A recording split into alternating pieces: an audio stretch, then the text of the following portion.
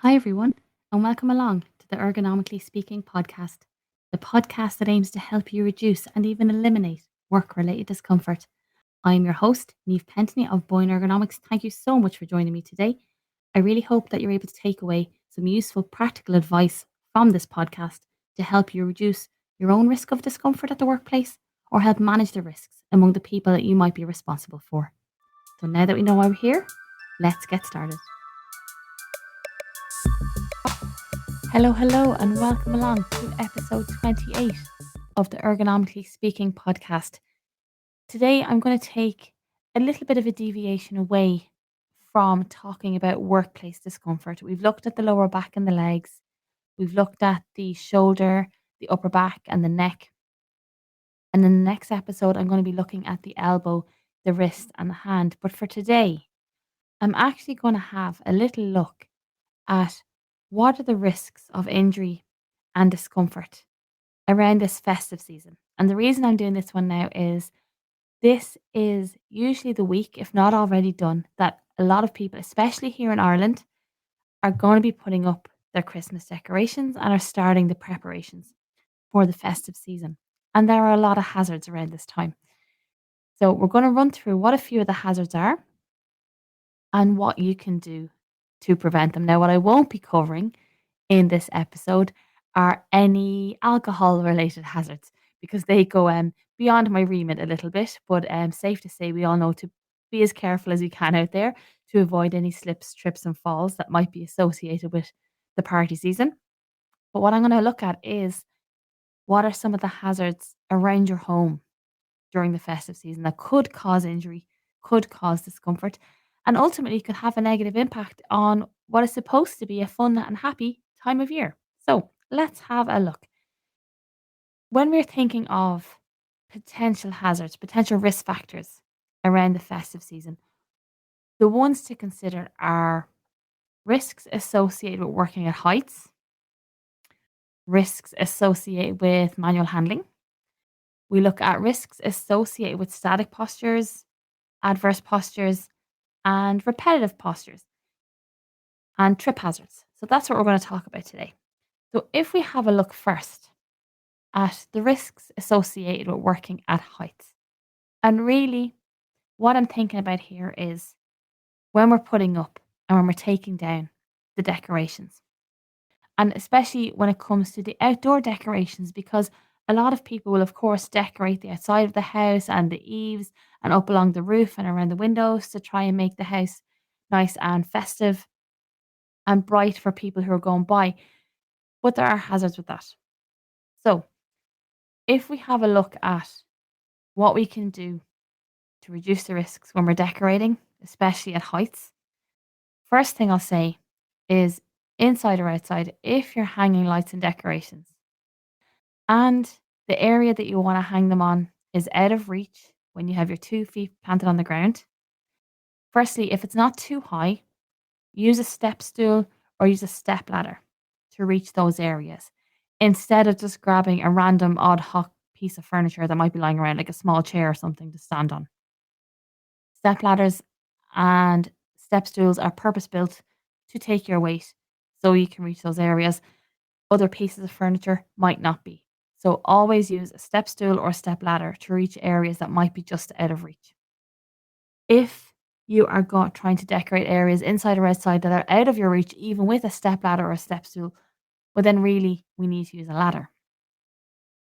And the first thing I'll say about your ladder is please make sure it's in good condition and it's functional and it's safe to use. So do a quick check on it before you use it.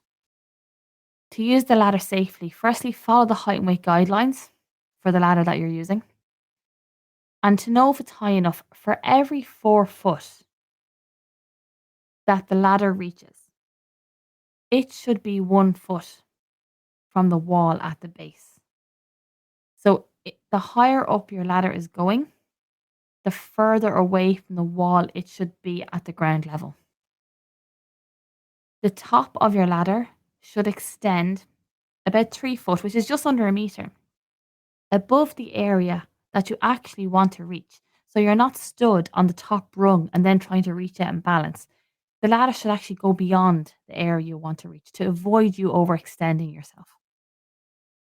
Face the ladder front on when you're climbing it and stay in the middle of the rungs.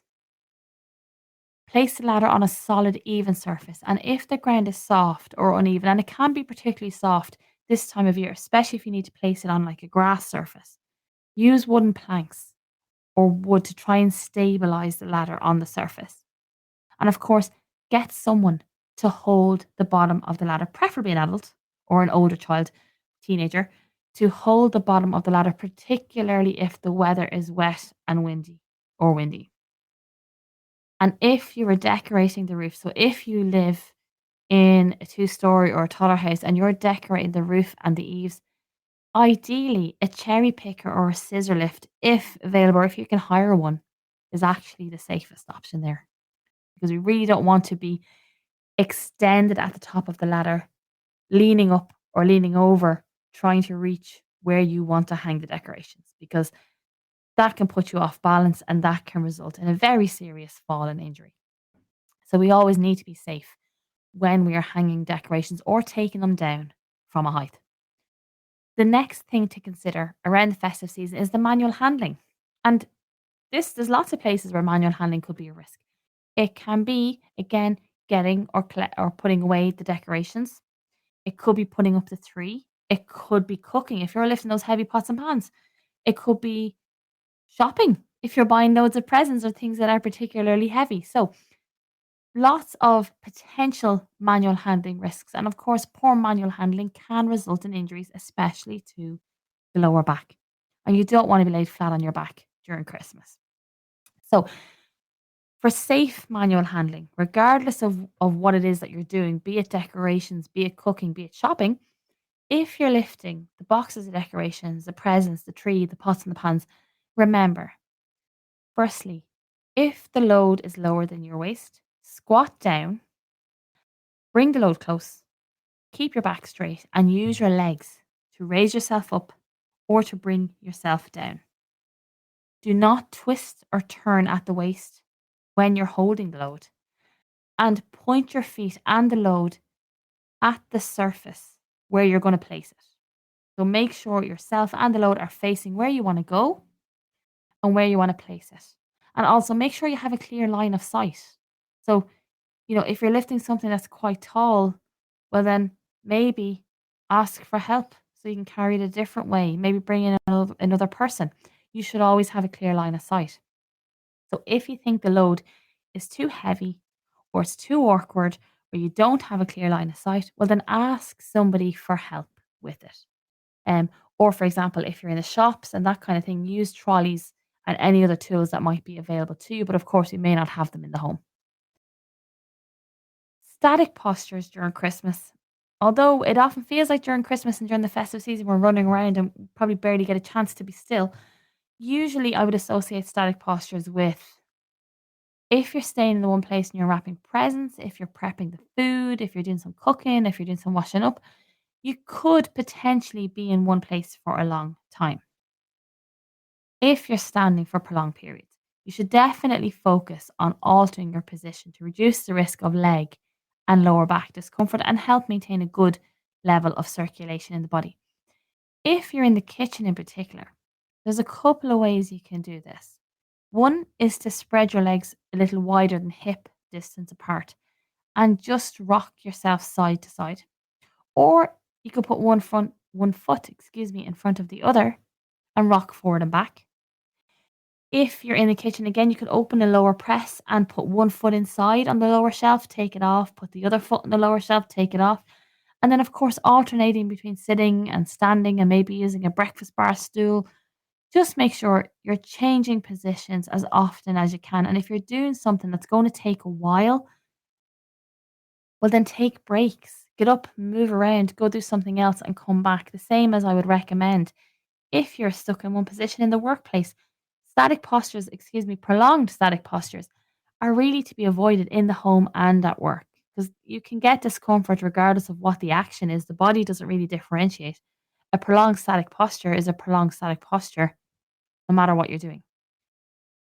When it comes to your repetitive or your adverse postures, Again, there's loads of places this can be present. Like it could be prepping the food, the chopping, the leaning, wrapping presents, loading the dishwasher, hanging the decorations.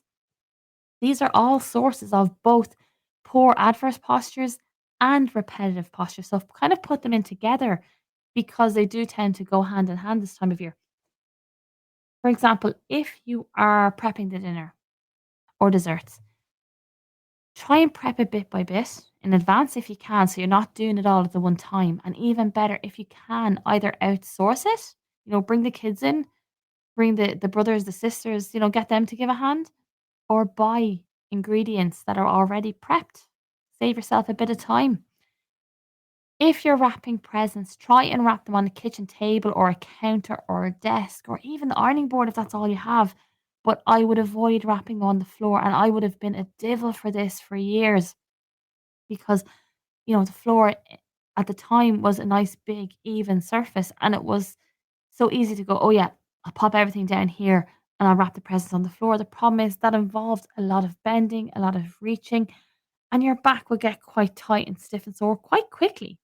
Um, so try and keep your wrapping on a surface. So be it the table, desk, ironing board, whatever it needs to be. Avoid doing it on the floor. And again, if you're doing a lot of it, take breaks so that your upper body in particular can recover. And of course, if there's in-store wrapping and that's an option, take advantage of it. Let someone else do it.